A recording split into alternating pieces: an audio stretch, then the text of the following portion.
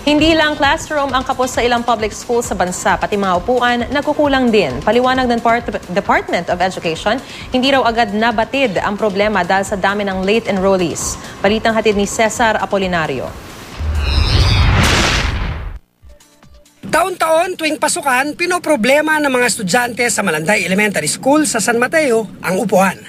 Kapos ang 10 hanggang 20 upuan kada classroom.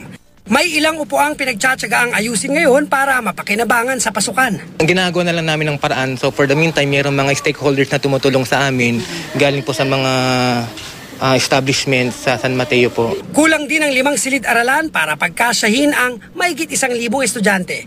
Kaya pansamantalang may shifting ang pasok dito. Taliwas sa ulat ng Department of Education o DepEd, sa dokumentong ipinakita ng DepEd nakasaad na natutugunan daw ng ahensya ang kakapusan ng textbooks sa upuan na ngayon 1:1 ratio na raw nationwide. Pati ang umano'y mahigit 60,000 kakulangan sa silid-aralan natugunan na rin daw at may pasobra pa. Tingin ng DepEd, hindi lang daw agad nabatid ang problema dahil maraming magulang ang last minute kung mag-enroll.